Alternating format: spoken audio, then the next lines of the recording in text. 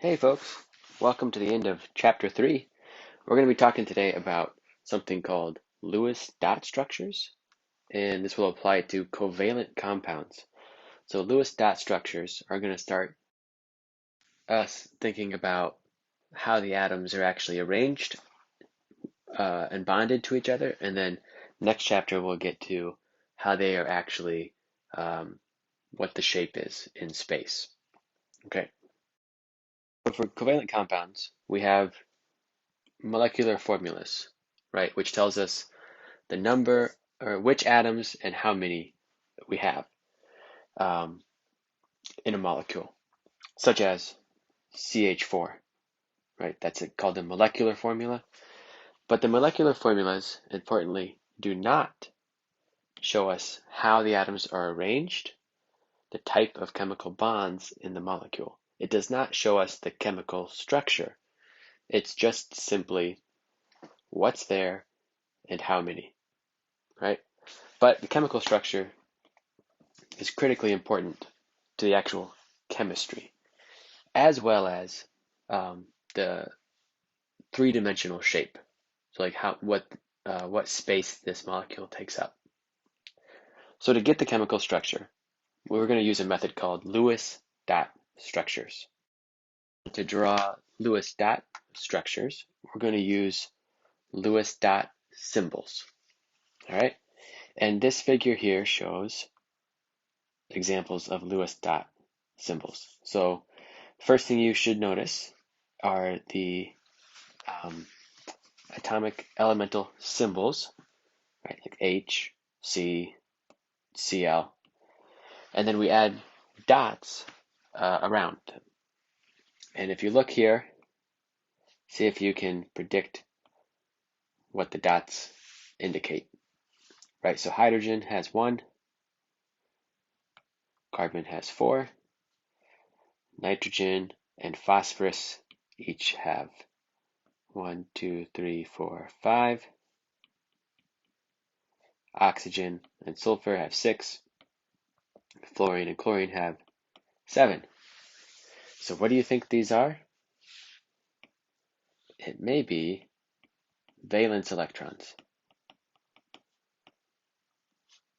All right, right? Group 5A has 5 valence electrons. Group 7A has 7, and so on. So we start with the atomic symbol, and then we're going to add a dot around it for each valence electron that it has, placing the dots at the top, bottom, left, and right.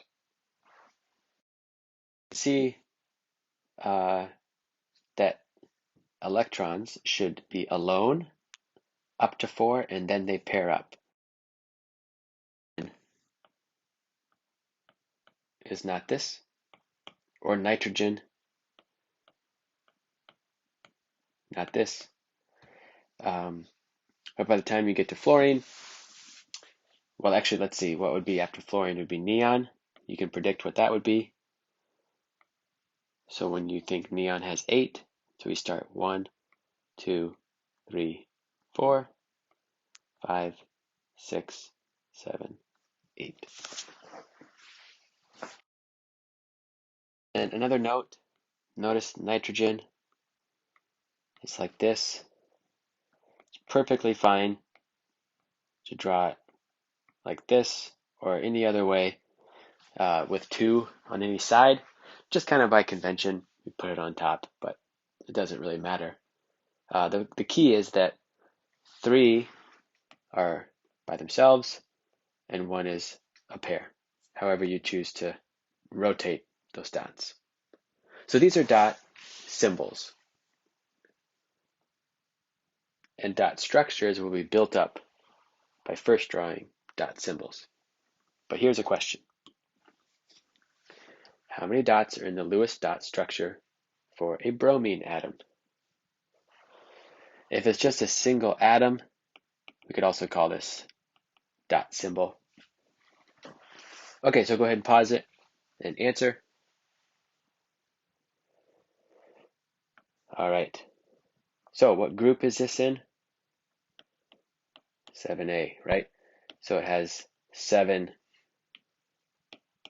valence electrons, so it has 7 dots. There we go. Now, how do we build structures from these? Well, let's take an example like CH4, which we saw before. So we're going to start with the molecular formula, which is, again, just what's there and how many. That's all. We have CH4. So we have 1 carbon, 4 hydrogens. So now we draw the Lewis dot symbols.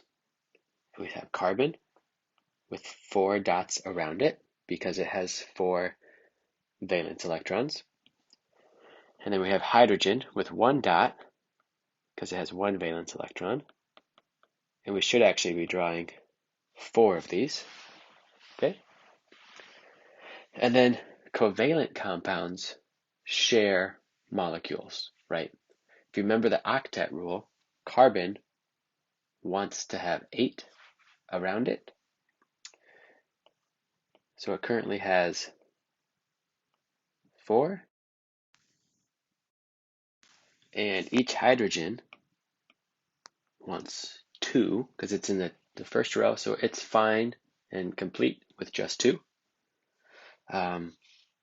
Right, so you could see how if hydrogen shows up, each of these with 1, and shares it with carbon, and carbon shares its electrons, carbon has 8 around it, and each hydrogen has 2. And so everyone is happy and complete. We see that here in step 3, putting it together, we get the dot structure. And also we could see that 2 electrons, 2 dots, can be written as a line indicating a bond, right? So this is what a single covalent bond is. It's the sharing of 2 electrons. So sometimes we talk about pairs of electrons, and a pair is 2, right? So carbon has 8 electrons around it now in methane, but it has 4 pairs, right? Which would also be 4 bonds. And here's just a figure from your book. We kind of drew this ourselves here, right? But it's showing the 4 hydrogens, and we can imagine each of these filling in each spot to get us the molecule.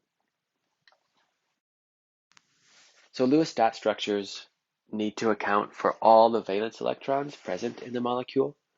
So we can add up the total valence by adding the valence from each atom involved. And remember the octet rule. So each atom is fulfilled and happy when it has 8 electrons around it. And it's fine if it's sharing, it doesn't mind, but 8 total. That's called the octet rule. So bonds form between atoms to fill valence energy levels to get to 8, which if we think about the symbols,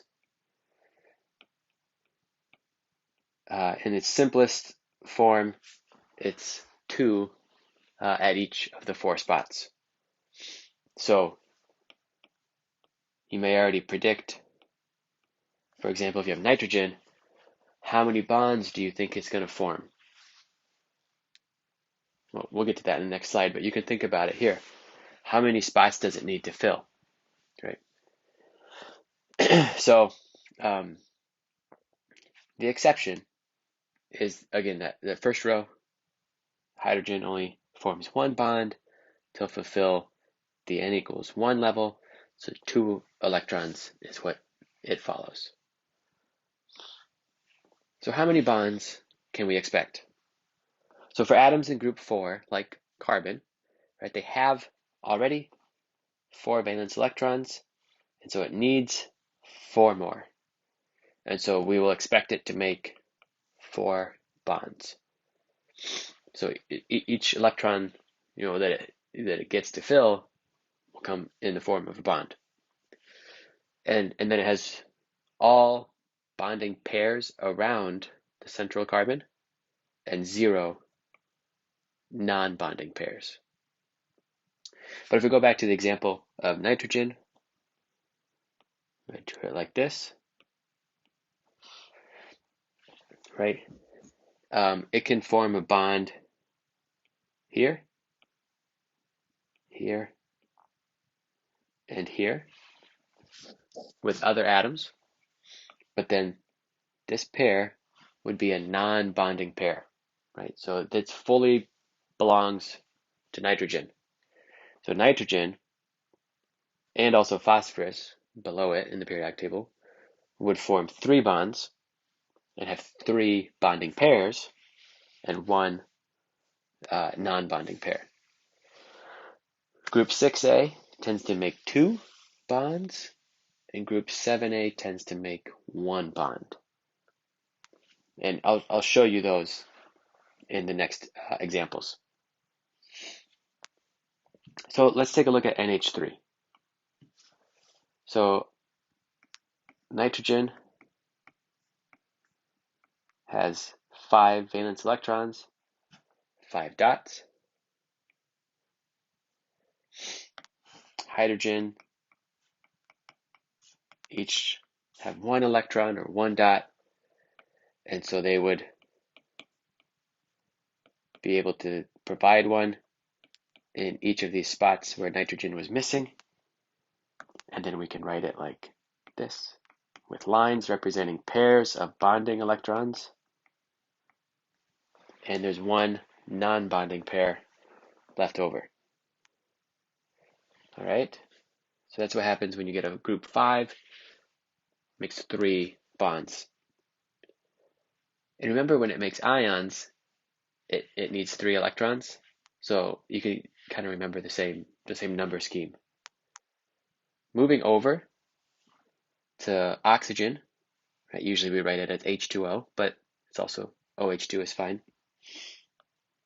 So oxygen has 1, 2, 3, 4, 5, 6 valence electrons, 6 dots. We're going to need 2 hydrogens, and you can see why and where they go, maybe here and here.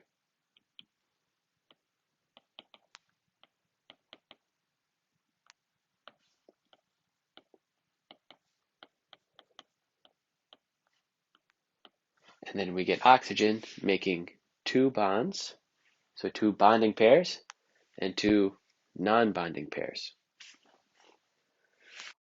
Here's a summary of what we saw with group 4A, 5A, and 6A as the central atom. And of course, each central atom, carbon, nitrogen, oxygen, has 8 electrons around it, right? But in carbon, we have 4 bonds. Nitrogen has 3 bonds, 1 non-bonding pair. And oxygen has 2 bonds and 2 non-bonding pairs. And so a bond or a pair, right, is each 2 electrons. So overall, they of course still have 8 electrons.